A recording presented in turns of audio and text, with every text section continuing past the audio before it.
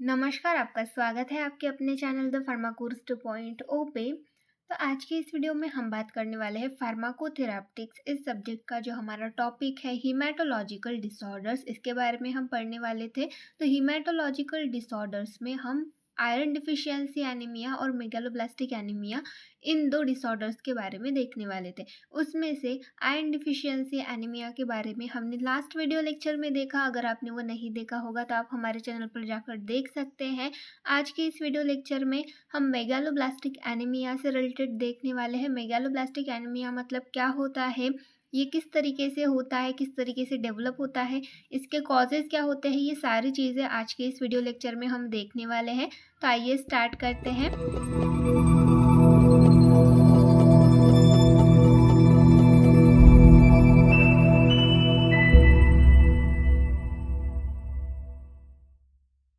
Megaloblastic anemia. Megaloblastic anemia is also known as folate deficiency anemia, folic acid deficiency anemia and vitamin B12 deficiency anemia. तो megaloblastic anaemia को folate deficiency anaemia, folic acid deficiency anaemia और vitamin B12 deficiency anaemia भी कहा जाता है। ये 3 other name है megaloblastic anaemia के। तो नेक्स्ट हम देखेंगे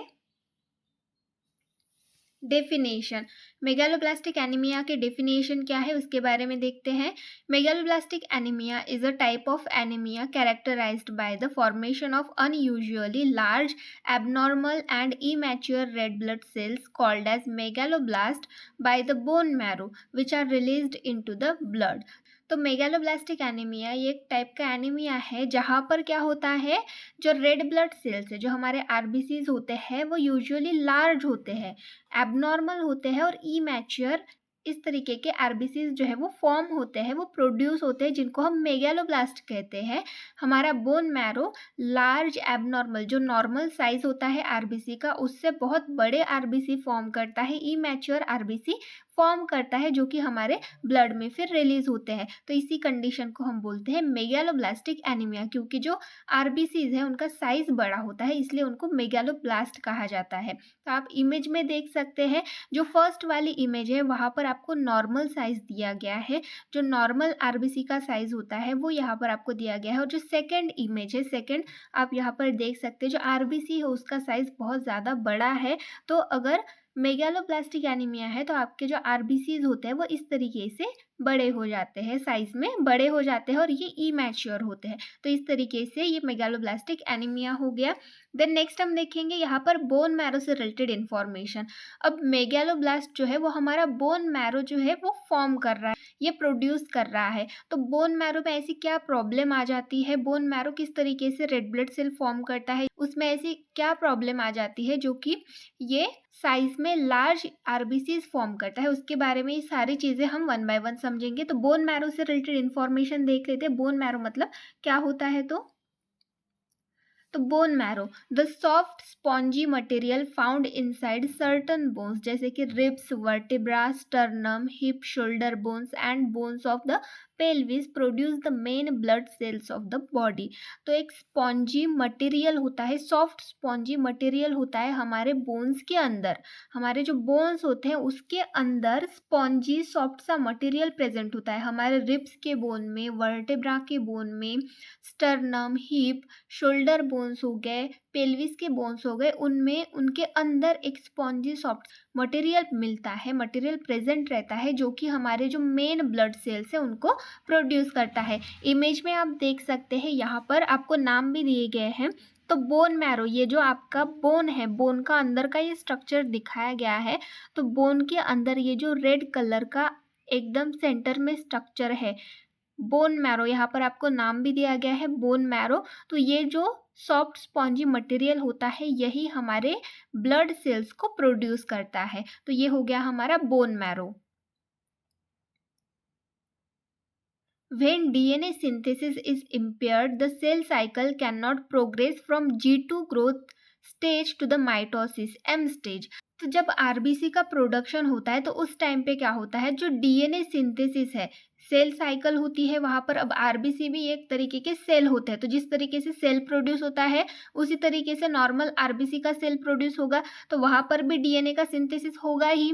तो डीएनए का सिंथेसिस जब होता है तो सेल साइकिल में जो G2 फेज है, गैप 2 फेज जिसको हम बोलते हैं, आप इमेज में देख सकते हैं, यह है G2 फेज। G2 फेज में क्या होता है, सेल विथ डुप्लीकेट क्रोमोसोम। तो G2 फेज में जो डुप्लीकेट क्रोमोसोम मतलब सेम डबल क्रोमोसोम्स वहां पर प्रेजेंट होते हैं G2 फेज में। और G2 फेज फिर M फेज में एंटर होती है, माइटोसिस फेज में एंटर होती है, जहां पर जो सेल्स होते हैं, जहां पर डुप्लीकेट क्रोमोसोम्स प्रेजेंट होते हैं, वो दो डॉटर सेल्स में सेपरेट हो जाते हैं, वो डिवाइड हो जाते हैं। आप इमेज में एम स्टेज देख सकते हैं, जहां पर सेल डिवीजन आपको दिखाया गया है। जो डुप्लीकेट क्रोमोसोम्स होते हैं वो उन सेल डिवीजन में अलग अलग सेपरेट हो जाता है, क्रोमोसोम सेपरेट हो जाते हैं माइटोसिस में, एम स्टेज में। तो ये जो प्रोसेस होती है ये इम्पेयर्ड हो जाती है, ये प्रोसेस ही ऑकर नहीं होती डीएनए सिंथेसिस के टाइम। जो आरबीसी का सिंथेसिस होता है, जो आरबीसी का प्रोडक्शन होता है, तो उस टाइम पे जो डीएनए सिंथेसिस होता है, तो उस कंडीशन में जो सेल्स है वो डिवाइड ही नहीं होते, सेपरेट ही नहीं होते, सेल डिवीजन ऑकर ही नहीं होता, जिसकी वजह से क्या होता है, this leads to continuing cell growth without division and form megaloblast. तो G2 फेज से माइटोसिस फेज में एंटर ना होने की वजह से माइटोसिस फेज में होता है सेल डिवीजन। तो जो सेल है उसका डिवीजन ना होने की वजह से जो सेल है वो कंटिन्यूअसली ग्रो होता रहता है, जिसकी वजह से साइज में लार्ज आरबीसी जो है वो फॉर्म हो जाते हैं, प्रोड्यूस हो जाते हैं, उन्हीं को हम बोलते हैं मेगालोब्लास्ट। तो इस तरीके से इस वजह से फिर मेगालोब्लास्टिक एनीमिया ये कंडीशन ऑकर होती है। देन नेक्स्ट हम देखेंगे डीएनए सिंथेसिस के बारे में।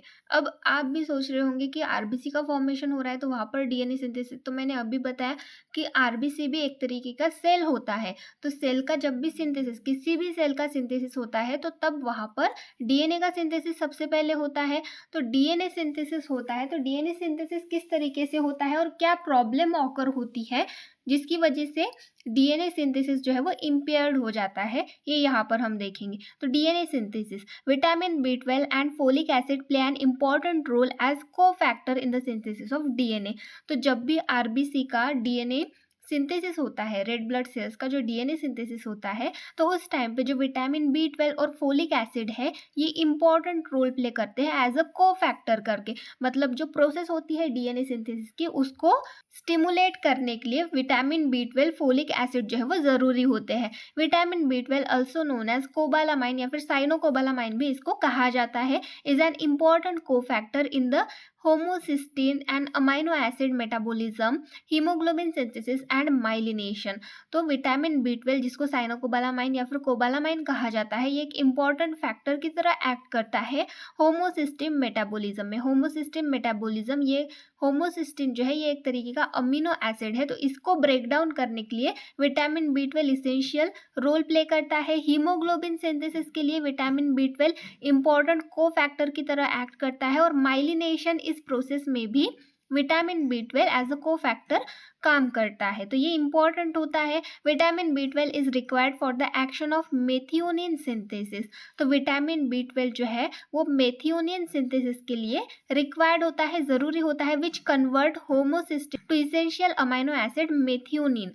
तो ये जो विटामिन B12 है ये क्या करता है, जो होमोसिस्टीन होता है, ये एक तरीके का अमाइनो एसिड है, ये एक तरीके का प्रोटीन है, तो इस प्रोटीन को ब्रेक डाउन करके जो एक इसेंशियल अमाइनो एसिड है जो कि हमारे बॉडी में इंपॉर्टेंट, हमारे बॉडी में इसकी ज़रूरत होती है, मेथियोनिन, इसका प्रोडक्शन करता है, होमोसिस्टीन को कन्वर्ट करता है मेथियोनिन में। Methionine is converted into S adenosyl methionine which is involved in methylation, that is the addition of methyl group of DNA and RNA. तो मेथियोनिन जो है ये कन्वर्ट होता है किस में, एस एडेनोसिल मेथियोनिन में कन्वर्ट होने के बाद ये जो एस एडेनोसिल मेथियोनिन है ये मिथाइलेशन की प्रोसेस में इन्वॉल्व होता है, डीएनए आरएनए के मिथाइलेशन प्रोसेस होती है। अब मिथाइलेशन प्रोसेस मतलब जो डीएनए का स्ट्रक्चर होता है और जो आरएनए के जो स्ट्रक्चर्स होते हैं यहाँ पर मिथाइलेशन की प्रोसेस होती है, मतलब जो मिथिल ग्रुप है उसका एडिशन होता है, उसको ऐड किया जाता है डीएनए में।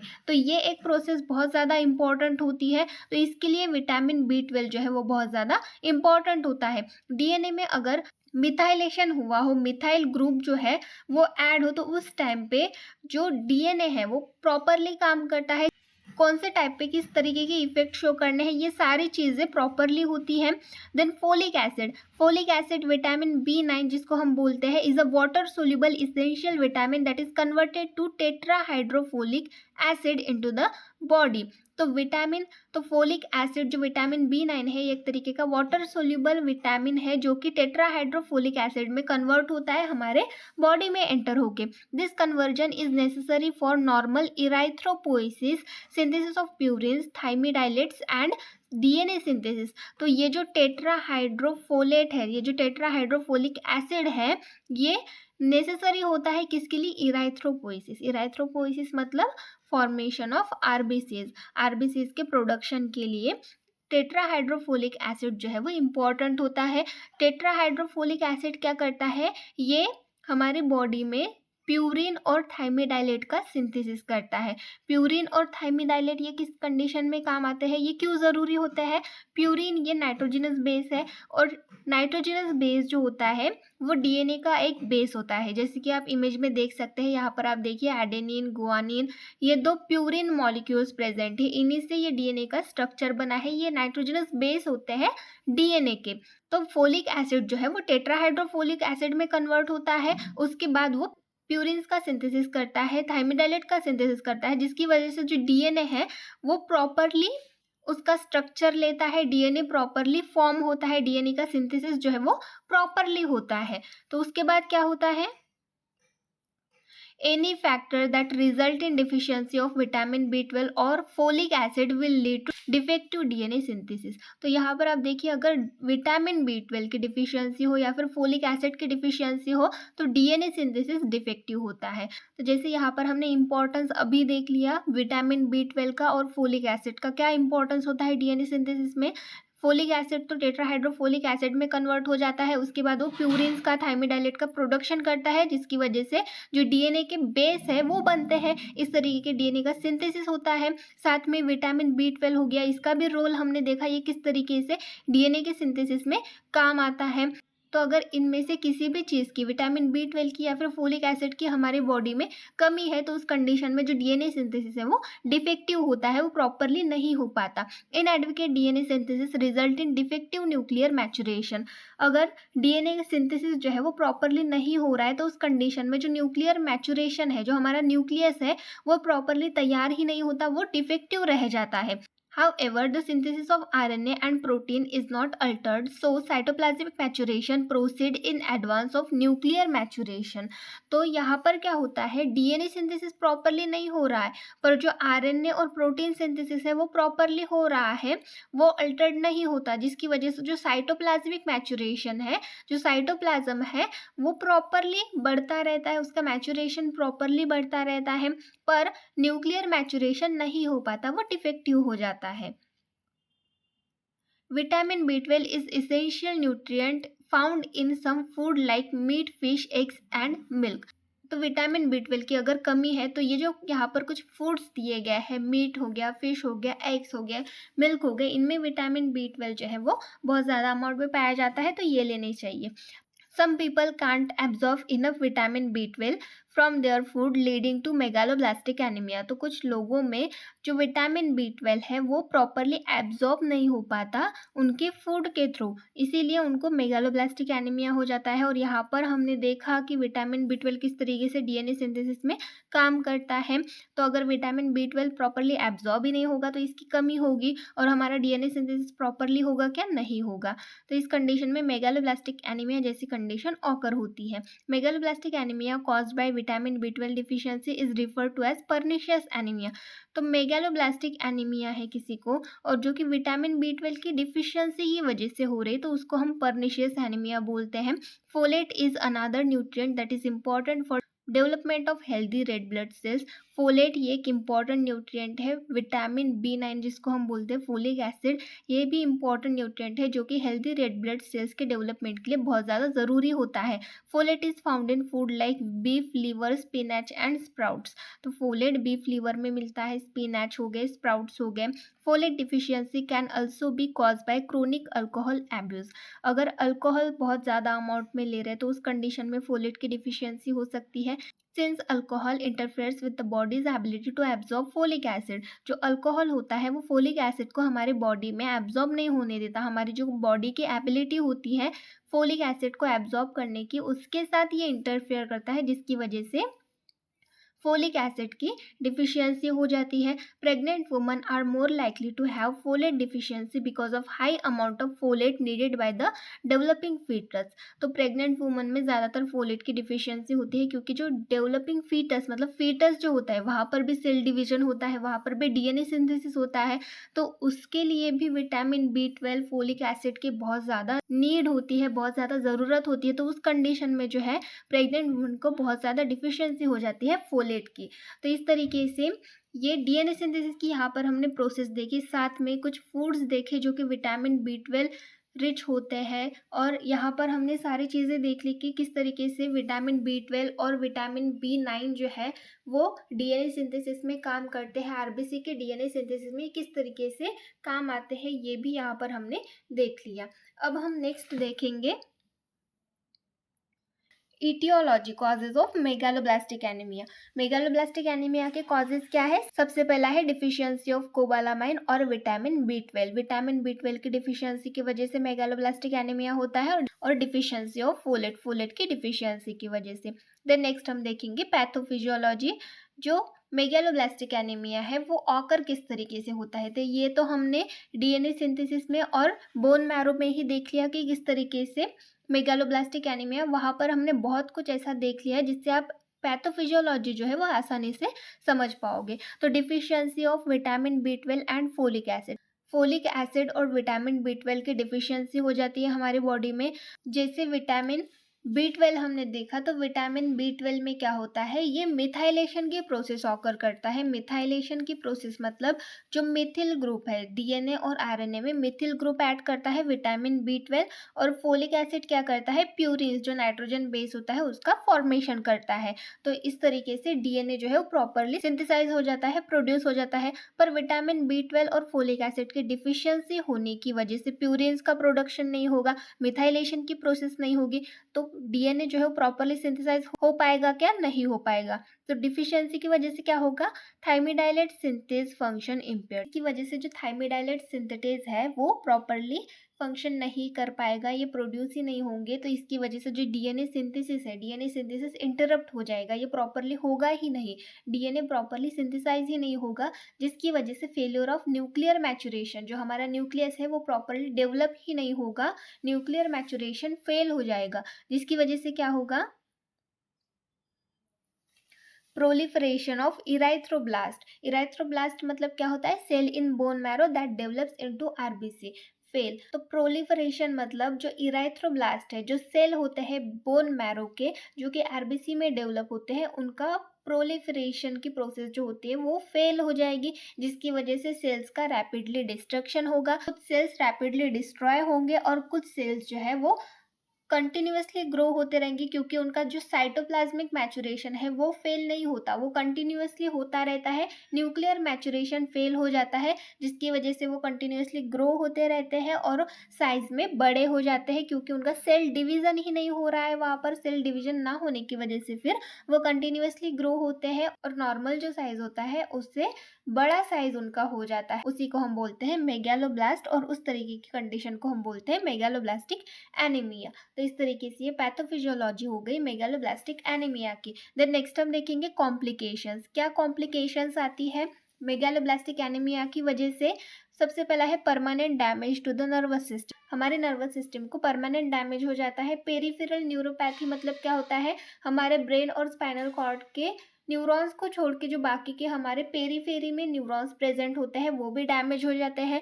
डायमेंशिया, डायमेंशिया मतलब थिंकिंग की एबिलिटी, रीजनिंग की एबिलिटी चली जाती है। ये इस तरीके के कॉम्प्लिकेशंस दिखने को मिलते हैं। देन क्लिनिकल मैनिफेस्टेशन, सिम्टम्स क्या होते हैं? मेगालोब्लास्टिक एनीमिया के शॉर्टनेस ऑफ ब्रीथ, सांस लेने में तकलीफ, मसल्स वीकनेस आ जाती है, abnormal paleness of skin, pallor, abnormal paleness, skin pale हो जाती है, लॉस ऑफ एपेटाइट, भूख कम हो जाती है, nausea, diarrhoea, tingling in hands and feet. तो इस तरीके के सिम्टम्स दिखते हैं। देन नेक्स्ट हम देखेंगे डायग्नोस्टिक टेस्ट। हम इसको डायग्नोस्टिक किस तरीके से कर सकते हैं? सबसे पहले टेस्ट है पेरिफेरल ब्लड स्मीयर, जिसमें हम examination of peripheral blood smear show the presence of enlarged, irregular and abnormally shaped red blood cells। तो पेरिफेरल ब्लड स्मीयर के थ्रू हम जो इनलार्ज, जो एबनॉर्मल मेगालोब्लास्ट है उनका शेप, जो रेड ब्लड सेल्स है उनका शेप हम देख सकते हैं। बोन मैरो बायोप्सी के थ्रू हम किस तरीके से डायग्नोस कर सकते हैं? Enlarge and immature red blood cells are found in bone marrow and they confirm the diagnosis. तो हमारे बोन मैरो में हम चेक करते हैं, वहाँ पर अगर red blood cell enlarge immature RBCs दिखे तो उस कंडीशन में मेगालोब्लास्टिक एनीमिया या कंडीशन कन्फर्म होती है इस डायग्नोस्टिक टेस्ट के थ्रू। देन नेक्स्ट है सीरम कोबालामाइन। सीरम कोबालामाइन ये किस तरीके के टेस्ट है? This is measured by ELISA. ELISA test के थ्रू ये मेजर किया जाता है। एलिसा टेस्ट मतलब enzyme linked immunosorbent assay. इस टेस्ट के थ्रू इसको मेजर किया जाता है। लेवल्स लेस देन 100 mg पर litre is diagnostic of a deficiency. तो 100 mg पर डीएल से कम सीरम कोबालामाइन प्रेजेंट है तो उस कंडीशन में विटामिन B12 या फिर फोलिक एसिड की डिफिशियंसी कंफर्म कर देता है। सीरम फोलेट, सीरम फोलेट में क्या होता है? This is also measured by ELISA technique. ये सीरम कोबालामाइन, सीरम कोबालामाइन में विटामिन B12 की डिफिशियंसी चेक करते हैं और सीरम फोलेट में विटामिन B9 की मतलब फोलिक एसिड की डिफिशियंसी चेक करते हैं। यहाँ पर कुछ मेजर्स दिए रहते हैं, कुछ फिक्स्ड क्वांटिटी होती है, अगर उससे कम हमारे बॉडी में वो प्रेजेंट रहता है तो इसका मतलब फोलिक एसिड की डिफिशियंसी है। Serum methyl malonate and homocysteine ये एक टेस्ट हो गए। रूटीन ब्लड काउंट ये भी चेक किया जाता है। तो इस तरीके के डायग्नोस्टिक टेस्ट हो गए। देन नेक्स्ट हम देखेंगे ट्रीटमेंट। हम मेगालोब्लास्टिक एनीमिया को किस तरीके से ट्रीट करेंगे? The first line of treatment for many people is correcting nutrient deficiencies. First line treatment होता है मेनी पीपल में, बहुत सारे लोगों में वो ये होता है कि जो डिफिशियंसीज है विटामिन B12 और फोलिक एसिड की, उनको करेक्ट करना। This can be done with supplements और foods like spinach and red meat. तो ये सप्लीमेंट्स, जो फोलिक एसिड है उनकी सप्लीमेंट्स आती है, विटामिन B12 के सप्लीमेंट्स आते हैं, मल्टीविटामिन के जो सिरप्स आते हैं वो दिए जाते हैं, या फिर फूड जैसे कि स्पिनच हो गया, रेड मीट हो गया, ये दिए जाते हैं। The patient may take supplements that include folate and other B vitamin. जो बी कंपाउंड विटामिन होते हैं या फिर फोलिक एसिड होते हैं, ऐसे सप्लीमेंट्स जो है वो पेशेंट को दिए जाते हैं। Vitamin B12 injection are also available if the absorption of oral vitamin B12 is not done properly. Vitamin B12 के इंजेक्शन भी अवेलेबल होते हैं अगर विटामिन B12 को एब्जॉर्प्शन प्रॉपरली नहीं हो रहा है ओरल रूट से। तो foods high in vitamin B12, जो विटामिन B12 रिच फूड्स होते हैं वो यहाँ पर दिए गए हैं। कौन कौन से हैं? Chicken, fortified grains and cereals, eggs, red meat, shellfish, fish. तो इस तरीके के ये विटामिन B12 रिच फूड्स हो गए। Then foods high in folate include folic acid rich foods कौन कौन से हैं वो देखते हैं। सबसे पहला है dark leafy green such as kale and spinach, beans, peanut, soybean, rice, barley, sprouts, lentils हो गए, इनरिच्ड ग्रेन्स हो गए। तो इस तरीके से ये फोलिक एसिड रिच फूड्स हो गए, ये आपको लेने हैं अगर आपको मेगालोब्लास्टिक एनीमिया इस तरीके की कंडीशन है तो इस तरीके से यहाँ पर हमने मेगालोब्लास्टिक एनीमिया का ट्रीटमेंट देख लिया, डायग्नोस्टिक टेस्ट देख लिए, सिम्टम्स, इटियोलॉजी ये किस तरीके से डेवलप होता है, इसकी डेफिनेशन क्या है, डीएनए सिंथेसिस किस तरीके से इम्पेयर्ड होता है, क्यों इम्पेयर्ड होता है, क्या प्रोसेस होती है, ये सारी चीज़ें यहाँ पर हमने देख ली। तो आज की वीडियो लेक्चर में बस इतना ही। नेक्स्ट वीडियो लेक्चर में जो हमारा नेक्स्ट टॉपिक है, जो हमारे नेक्स्ट डिसऑर्डर्स है उनके बारे में देखेंगे, और जो नेक्स्ट डिसऑर्डर्स है वहाँ पर हम इन्फेक्शियस डिसीज़ के बारे में पढ़ने वाले हैं, जो कि हमारे फार्माकोथेरापिटिक्स इस सब्जेक्ट का मोस्ट इम्पॉर्टेंट टॉपिक है, इन्फेक्शियस डिसीज़। तो इसके बारे में हम नेक्स्ट वीडियो लेक्चर से स्टार्ट करेंगे। आज के वीडियो में बस इतना ही। वीडियो हेल्पफुल लगा हो तो इसे लाइक करें, अपने दोस्तों के साथ भी शेयर करें, और ऐसे ही इंटरेस्टिंग वीडियो लेक्चर्स के लिए हमारे चैनल को सब्सक्राइब करें। नए वीडियो नोटिफिकेशन को पाने के लिए बेल आइकन को दबाना ना भूलें। Thank you.